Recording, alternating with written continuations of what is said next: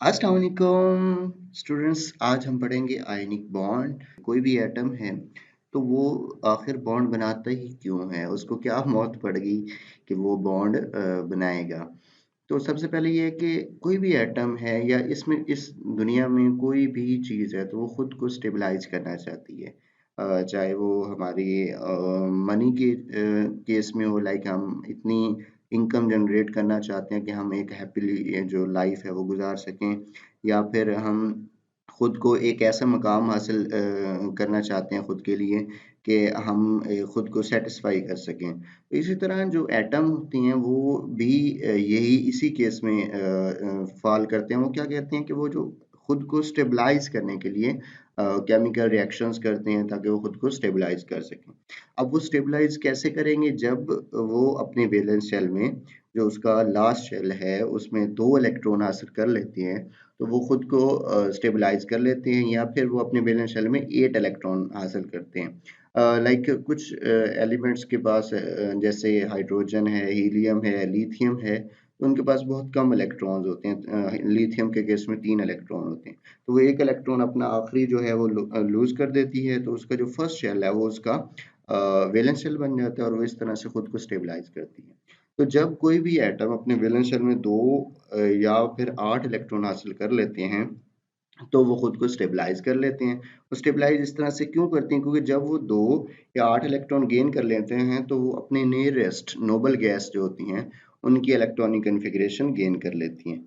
और इस तरह ये अगर वो कोई भी एटम है वो 2 इलेक्ट्रॉन गेन करता है तो हम उसे कहते हैं कि उसने डुपलेट रूल को फॉलो किया है। अगर कोई एटम 8 इलेक्ट्रॉन हासिल करता है तो हम उसको कहते हैं कि उसने ऑक्टेट रूल फॉलो किया है। अगर हम आयनिक बॉन्ड की डेफिनेशन की बात करें तो आयनिक बॉन्ड बेसिकली क्या है? The bond form which is due to complete transfer of electron. Like कोई भी एटम है उससे मुकम्मल तौर पर एक इलेक्ट्रॉन रिमूव हो जाए और दूसरा जो एटम होगा वो उसको मुकम्मल तौर पर गेन कर ले, तो इस तरह से जो बॉन्ड बनता है वो क्या कहलाता है? Ionic bond. जैसे मैंने ये एग्जांपल नीचे के वाले केस में देखी है, तो यहाँ अगर देखें तो ये सोडियम जो है, सोडियम ने एक इलेक्ट्रॉन ये वाला जो है क्या करता है? मुकम्मल तौर पर लूज करके क्लोरीन के जो आखिरी शेल है उसमें एंटर कर देता है।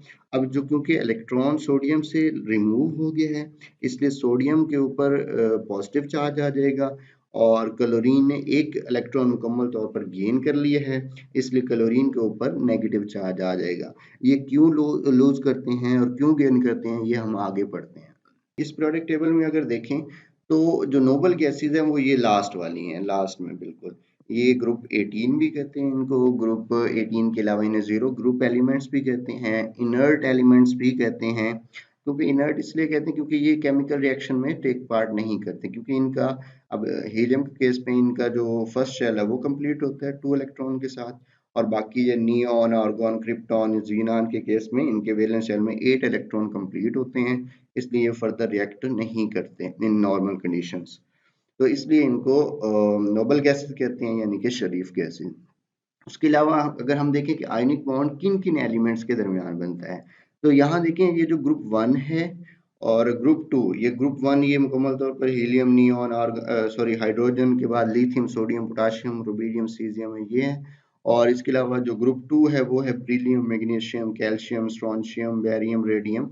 तो ये टॉप टू बॉटम अगर मूव कर रहे हैं तो ये जो ग्रुप 1 और ग्रुप 2 हैं ये जब रिएक्ट करते हैं ग्रुप 3 से लेके 17 के एलिमेंट से, ये 13 है, ये 14 कार्बन वाला, और नाइट्रोजन वाला जो ग्रुप है ये क्या है? 15 है, और ऑक्सीजन वाला 16, एंड फ्लोरीन, क्लोरीन, इनको हम हेलोजेंस भी कहते हैं, ये ग्रुप 17 से बिलोंग करते हैं। तो ये सब एलिमेंट्स इनके साथ जब ये अल्कली मेटल ग्रुप 1 या फिर alkaline earth metals group 2 react करती हैं विद ग्रुप 13 टू 17, इनमें से किसी के साथ जब रिएक्ट करती हैं तो जो बॉन्ड बनता है वो बेसिकली आयनिक बॉन्ड बनता है। या अगर हम इस तरह से भी कह दें, the bond form between metals and non metals. यहाँ पे ग्रुप 13 टू 17 में मेजॉरिटी जो हैं वो नॉन मेटल्स की हैं, तो ग्रुप 1 और 2 जो हैं ये सारी मेटल्स हैं। So the bond form between metal and non metals are called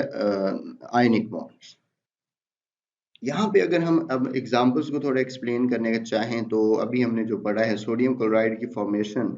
sodium chloride basically एक आयनिक बॉन्ड होता है, इसके अंदर एग्जिस्ट करता है। सोडियम क्लोराइड क्या चीज़ है? जो हम घरों में नमक यूज़ करते हैं, जिसे हम टेबल सॉल्ट भी कहते हैं, कॉमन सॉल्ट भी कहते हैं, तो वो सोडियम क्लोराइड होता है। तो हम उसकी केमिस्ट्री स्टडी करते हैं। अब देखिए सोडियम का जो एटॉमिक नंबर है बेसिकली वो कितना है? 11 है। अब सोडियम की 11 है तो अगर आपने थोड़ा पीछे सेकंड चैप्टर पढ़ा है तो इसके इलेक्ट्रॉनिक कॉन्फ़िगरेशन आपने अंडरस्टैंड करने की कोशिश की होगी। तो फर्स्ट शेल में हमेशा 2 इलेक्ट्रॉन्स आते हैं। टोटल सोडियम का पास 11 इलेक्ट्रॉन्स हैं। फर्स्ट शेल में 2 इलेक्ट्रॉन, सेकंड शेल में 8 इलेक्ट्रॉन्स। 2 + 8 10 हो गए। अब लास्ट एक इलेक्ट्रॉन रह गया है तो वो कहाँ आ जाएगा? थर्ड शेल में आ जाएगा। तो इसकी जो इलेक्ट्रॉनिक कॉन्फ़िगरेशन बनेगी वो 2 8 1, यानी कि फर्स्ट शेल में 2, सेकंड शेल में 8 एंड थर्ड शेल में 1 electron. In the same case अगर हम क्लोरीन को देखें तो क्लोरीन का एटॉमिक नंबर है 17। तो फर्स्ट शेल में 2, सेकंड शेल में 8 10 प्लस थर्ड शेल में 7, तो टोटल कितने हो गए? ये 17। अगर हम इसको गौर से देखें तो जो सोडियम है उसके पास जो लास्ट शेल है उसके पास है 1 इलेक्ट्रॉन। अब 1 इलेक्ट्रॉन है और उसके सेकंड शेल में 8 इलेक्ट्रॉन है। अब सोडियम खुद को स्टेबलाइज करना चाहता है। खुद को सोडियम कब स्टेबलाइज करेगा? सोडियम तब स्टेबल होगा अगर उसके वैलेंस शेल में 8 इलेक्ट्रॉन्स आते हैं। तो वैलेंस शेल में 8 इलेक्ट्रॉन तभी पॉसिबल है अगर वो ये थर्ड शेल का जो इलेक्ट्रॉन है उसको क्या कर दे? लूज कर दे। अगर वो खत्म लूज कर देगा तो वो थर्ड शेल खत्म हो जाएगा। उसके बाद उसका जो सेकंड शेल है वो क्या बन जाएगा? उसका वैलेंस शेल। तो वैलेंस शेल उसमें क्या होंगे? 8 इलेक्ट्रॉन ऑलरेडी होंगे। तो इस तरह सोडियम खुद को स्टेबलाइज कर लेगा। सेम इन द केस अगर हम यहाँ पे क्लोरीन के केस में देखें तो क्लोरीन के पहले शेल में 2 इलेक्ट्रॉन, दूसरे शेल में 8, कितने हो गए? 10, और लास्ट शेल में है 7। ये साइन ऑफ स्टेबिलिटी है 8 एंड 2। तो ये जो क्लोरीन है इसके वैलेंस शेल में 7 है, इसको स्टेबलाइज होने के लिए 1 इलेक्ट्रॉन और चाहिए।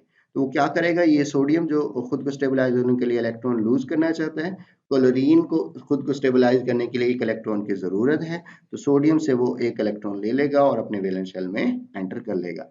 अब इस तरह से होगा क्या? सोडियम ने 1 इलेक्ट्रॉन लूज किया। अगर हम नीचे वाली इक्वेशन देखें तो जब सोडियम ने 1 इलेक्ट्रॉन लूज किया तो एक मतलब उसके पास 1 इलेक्ट्रॉन की कमी हो गई। इस वजह से सोडियम के ऊपर +1 चार्ज हो गया। इन द सेम केस अगर हम क्लोरीन में देखें तो क्लोरीन ने 1 इलेक्ट्रॉन गेन कर लिया। अब जब एक क्लोरीन ने इलेक्ट्रॉन गेन किए है तो उसके पास 1 इलेक्ट्रॉन की क्या होगी? एक्सेस होगी, ज़्यादा हो गया 1 इलेक्ट्रॉन, तो उसके ऊपर क्या आ जाएगा? माइनस चार्ज आ जाएगा। अब सोडियम ने 1 इलेक्ट्रॉन लूज़ किया, उसके वैलेंस शेल में अब 8 इलेक्ट्रॉन। थर्ड शेल जो होगा वो कंप्लीटली एम्प्टी हो जाएगा और वो क्या हो जाएगा? खत्म हो जाएगा और सोडियम का ऑक्टेट कंप्लीट हो गया। In the same case chlorine ने 1 इलेक्ट्रॉन गेन किया तो उसके वैलेंस शेल में जहाँ 7 थे अब क्या हो गए? 8 हो गए, तो उसका भी वैलेंस शेल कंप्लीट हो गया। अब जब ये क्या कहते हैं इलेक्ट्रॉन लूज करते हैं सोडियम और क्लोरीन गेन करता है तो ये नियरेस्ट नोबल गैस की इलेक्ट्रॉनिक कॉन्फ़िगरेशन गेन कर लेता है।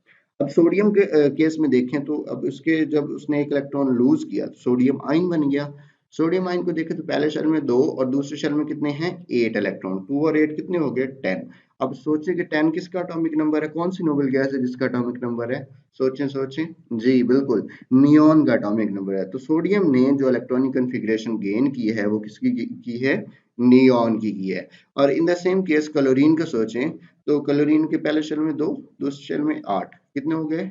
10, और लास्ट शेल में कितने हो गए? अगेन पहले 7 थे, अब एक और उसने गेन करे तो 8 हो गए इसके पूरे। तो टोटल इसके एटॉमिक जो इलेक्ट्रॉन है वो हो गए 18। तो 18 कौन सी नोबल गैस की इलेक्ट्रॉनिक कॉन्फ़िगरेशन है या एटॉमिक नंबर है? आप सोचें सोचें सोचें। जी बिल्कुल। तो क्लोरीन जब एक इलेक्ट्रॉन गेन कर लेता है तो वो आर्गॉन की इलेक्ट्रॉनिक कॉन्फ़िगरेशन गेन कर लेता है। आप देखें सोडियम के ऊपर प्लस चार्ज आ गया, क्लोरीन के ऊपर क्या आ गया? माइनस चार्ज आ गया। तो फोर्स प्लस माइनस एक दूसरे को क्या करते हैं?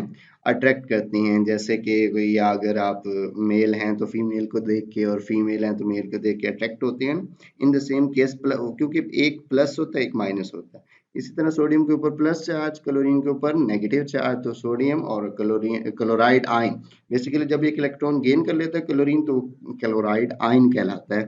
सोडियम और क्लोराइड आयन मिल जाते हैं और सोडियम क्लोराइड बन जाता है, जो कि हम आमतौर पर घरों में इस्तेमाल करते हैं। यहाँ पे अगर एक और एग्जांपल डिस्कस करना चाहें तो एक एग्जांपल होती है सोडियम ऑक्साइड। कैसे है वो स्टडी करते हैं। सोडियम का हमने केस देखा है अभी कि उसके वैलेंस शेल में एक इलेक्ट्रॉन होता है, तो वो एक इलेक्ट्रॉन लूज करेगा तो खुद को स्टेबल कर सकता है। इसी तरह अगर हम ऑक्सीजन को देखें तो ऑक्सीजन का एटॉमिक नंबर है 8, तो उसके फर्स्ट शेल में 2, बाकी 6 रह गए, तो सेकंड शेल में कितने आ गए 6।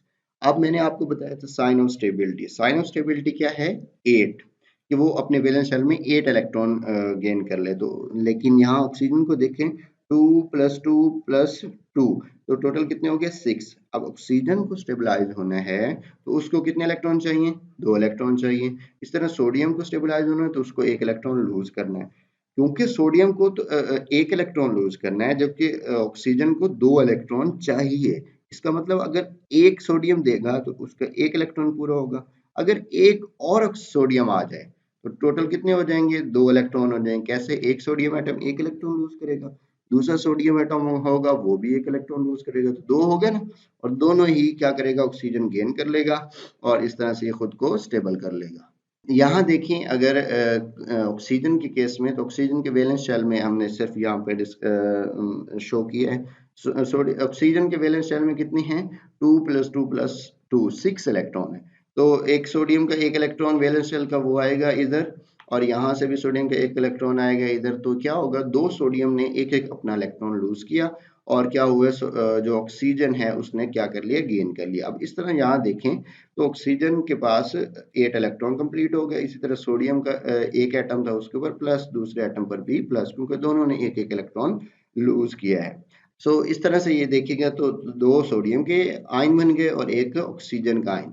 अब यहाँ नीचे एग्जांपल्स को देखें तो 2 सोडियम आयन ने एक एक इलेक्ट्रॉन लूज किया, तो दोनों पे क्या हो गया, प्लस प्लस चार्ज आ गया और +2 इलेक्ट्रॉन लूज हुए। वो 2 इलेक्ट्रॉन एक ऑक्सीजन एटम ने गेन किया और -2 चार्ज आ गया। -2 क्यों आया, क्योंकि 2 इलेक्ट्रॉन इसने गेन किए हैं। अब क्या होगा, 2 सोडियम के एटम आयन, सॉरी 2 सोडियम के आयन और एक ऑक्सीजन का आयन, जिसे ऑक्साइड आयन कहते हैं, वो दोनों मिलके Na2O बना देंगे, जिसे हम सोडियम ऑक्साइड कहते हैं। ये आपका होमवर्क है कि आप अपने घर में बैठ के इसकी प्रैक्टिस करनी है कि ये कैसे कंपाउंड बने।